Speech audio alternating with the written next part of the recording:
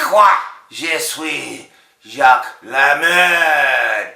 I am Monsieur Jacques LaMerde. I am the famous interviewer.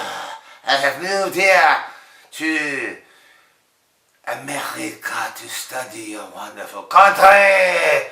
I come from Paris, in a wonderful neighborhood known as La Bleu. You study La Bleu, that's where I come from, La Bleu. Section of Paris, in France, to study the amazing things you have here in America.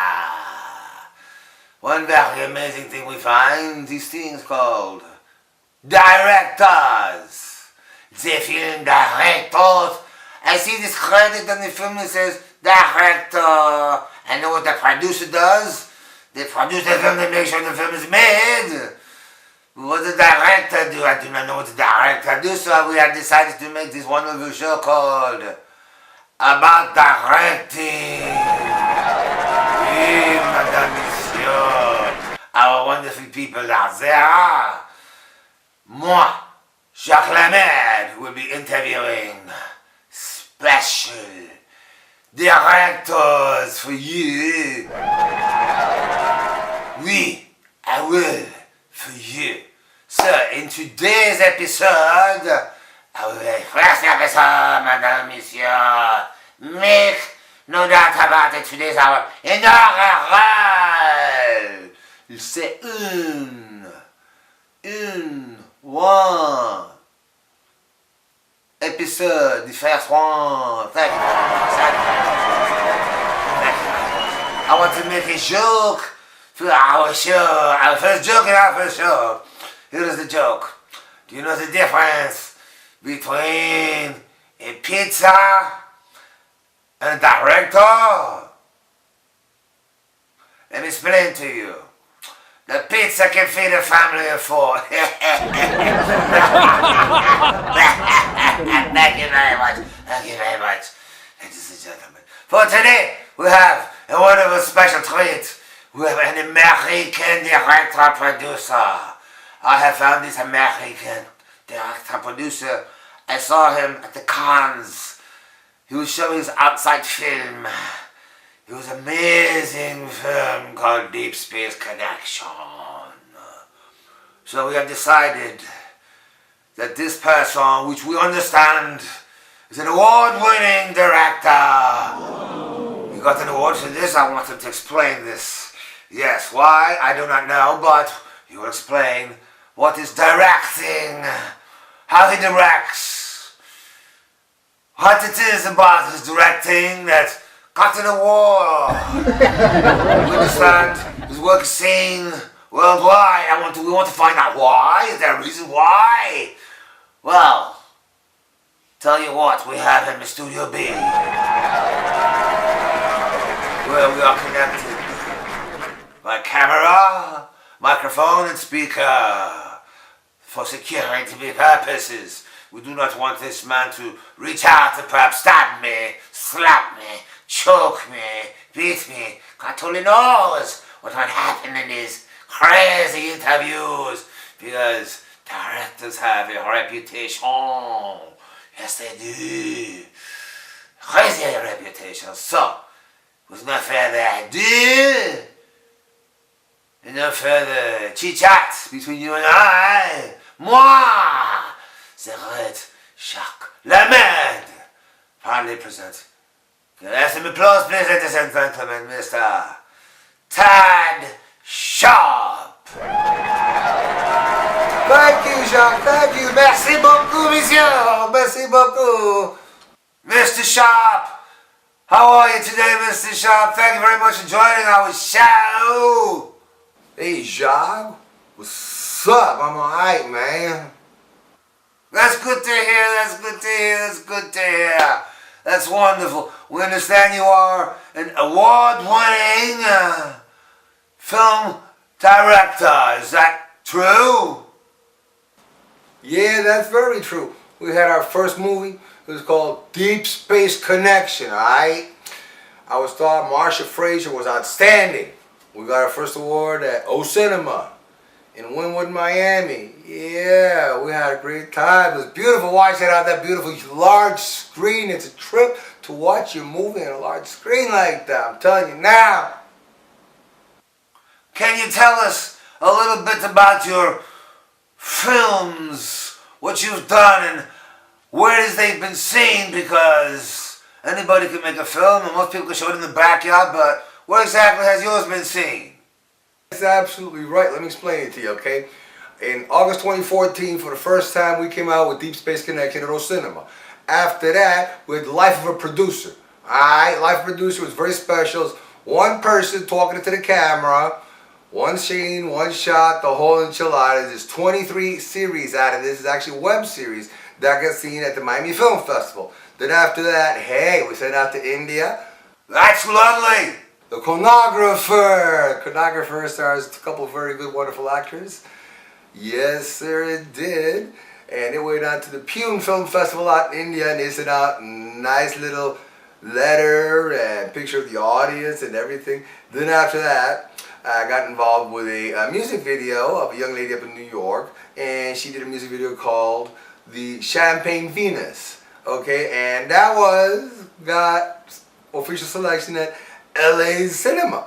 Absolutely.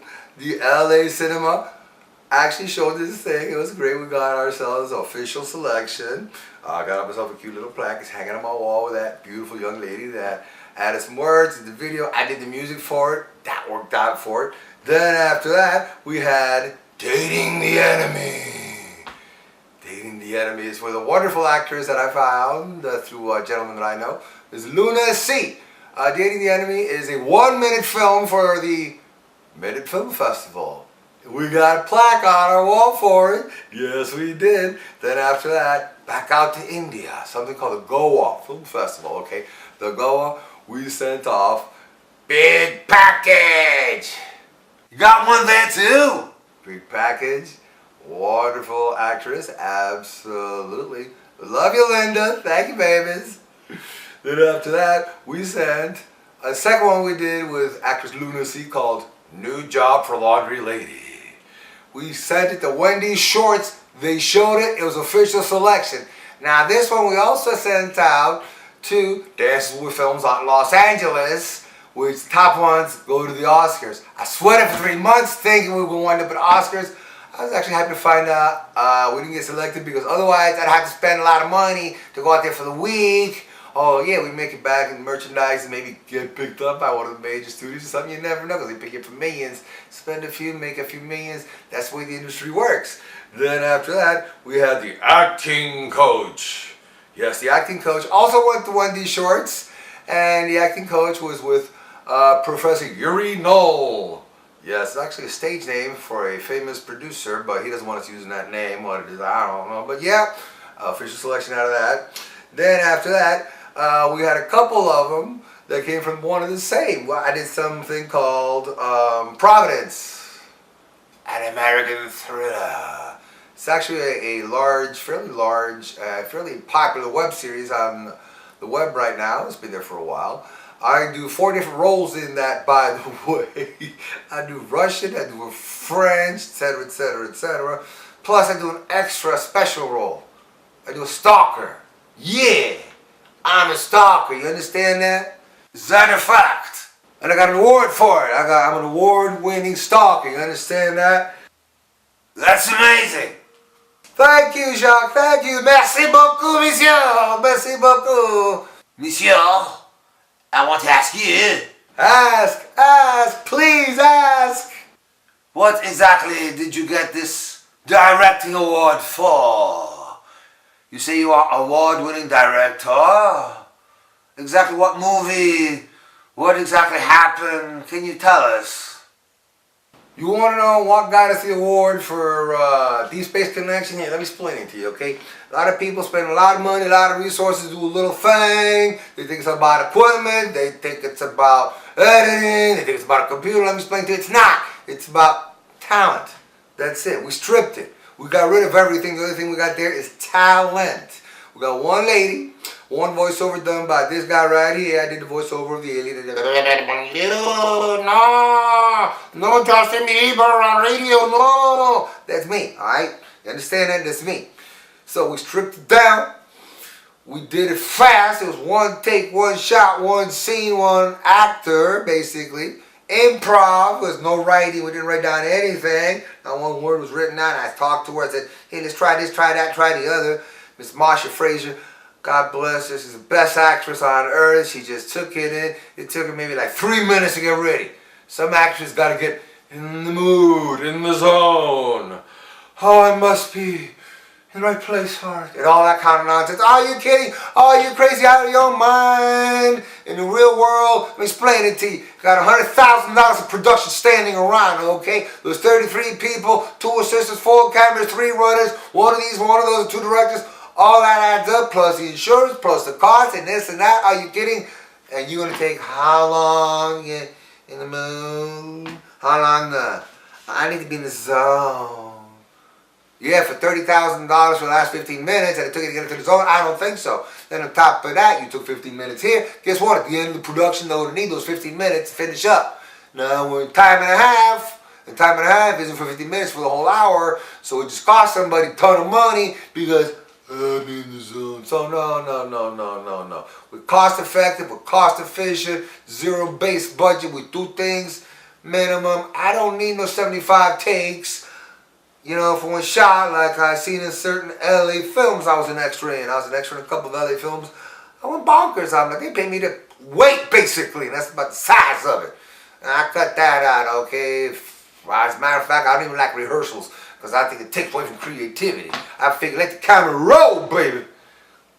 Maybe I don't like the first one, I'll do a second one, maybe a third one. That's it, no more than 3. But generally, the actors I got, I explained to them, just relax, just do it as if it was yourself. Don't need you to act, okay? If I can tell you're acting, you suck.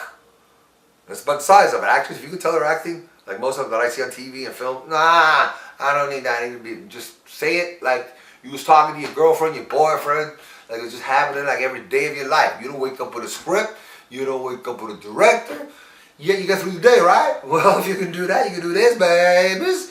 So let's try it like this. Let's try the Tad Sharpe technique. Yeah, that's it, filmmaking. Hell, we made a $65 film and sold $2,000 worth of autograph t-shirts, hats, and posters and pictures up in Spooky Empire, www.spookyempire.com. Check them out.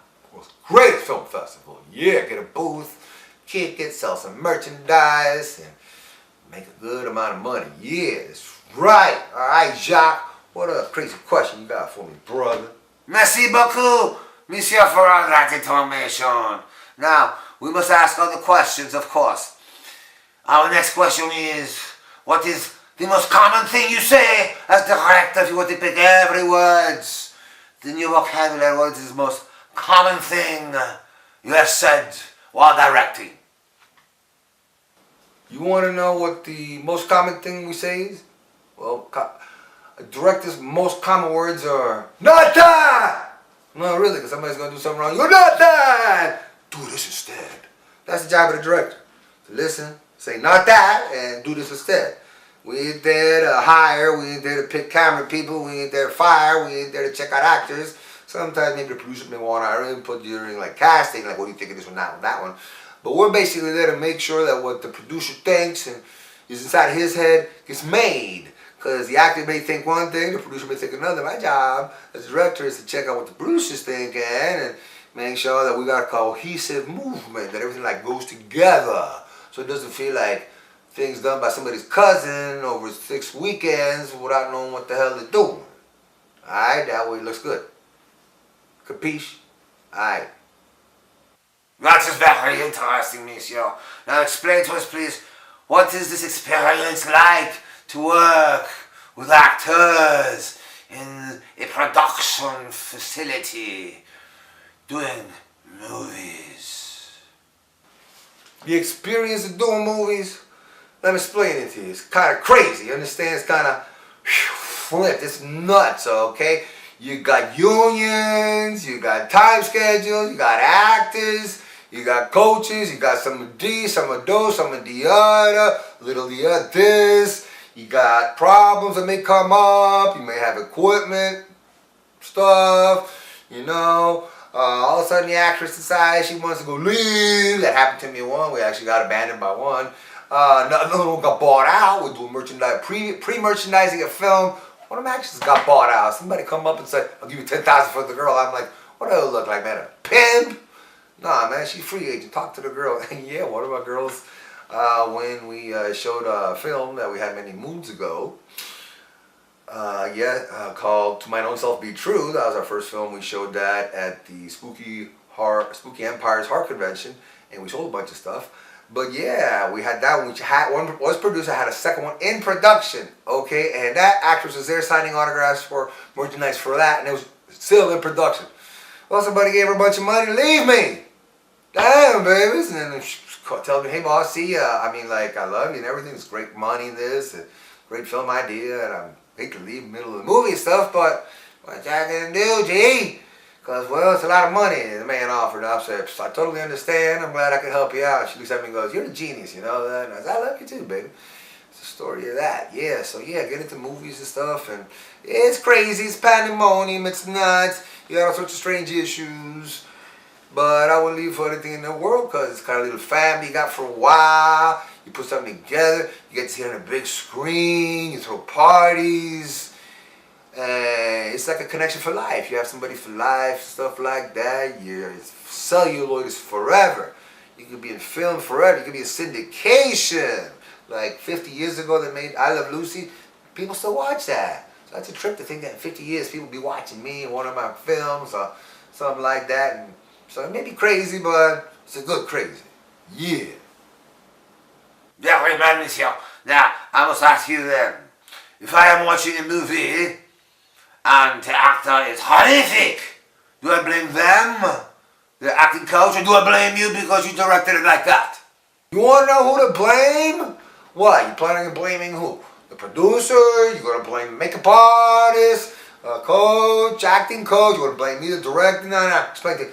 Blame their mother, okay? Because if they can't pay attention, they can't do stuff, blame their mother. Not us, not the production people, blame their mother. They made them, they raised them, give them bad habits. Sending somebody over here with bad habits, what's wrong with your ass? We didn't deal with that, and I said, go back home, come back, but then you learn to be professional, learn to come here on time. When you learn to be quiet, when it's quiet. When you learn not to answer cell phones during shooting time, because we got $50,000 worth of an hour standing around, and having your cell phone belonging in a car, bitch. Okay? It's not a problem of acting, it's a problem of professionalism. Because if you can act, but you're a pain in the neck, we don't care, we don't want you. But if you can't act, but you're really good to work with, you may have a spot, because lots of people really don't act, but they're on TV, so don't let that stop you. But if you can't even show up on time, or not show up and all kind of nonsense, stay home. You know, just don't bother people. Monsieur, is that true? Let me explain to you. Say, whoa. A painter is not better in his paint. Remember that. If your paint's only so good, your movie, your film, or whatever you're drawing can only turn out so good. You understand that? The painter's only as good as the paint they use. It can't be any better. You would think, but, well, I don't know if you Picasso and you go into heavy abstract, nothing matters, obviously, but for realism, yeah, that's right, kind of, that's the way it works, honey. It's right. Also tell me, what kind of impact does a director have on a film? What is the difference between one director, another director, or another director? Why should we have you instead of my cousin Junebug? Impact. That's what you want to know about, huh? Impact. Let me explain it to you. Millions of dollars, alright? Millions. So much money you don't know what the hell to do with. After a while it turns into billions. Saturday Night Fever, wonderful movie made a long time ago, in its first year. Let me explain it to you. The soundtrack made $100 million, the movie made $17 million. Here we sit, 30 years later, it's made $2.7 billion. Went to the beat, billions, okay? Because with little time, any movie can make quite a bit of money. You understand that? Yeah, you can. You gotta give it time, gotta give it patience. Most movies are not. Everybody thinks, wow, it didn't sell so much on the first week. Well, number one, first week sale don't matter because number one, that first week sale goes to the movies. As in the theater. The theater gets ticket prices in. They don't get sent on to the studio. The studio gets a part of that. Alright? Then the studio has to pay off the bank that gave the loan on the movie. And a bunch of other stuff. So maybe the studio's left with something at the end of that, but the studio gets money every time, every weekend, no matter where it's shown. So they kind of collect from a lot of different theaters.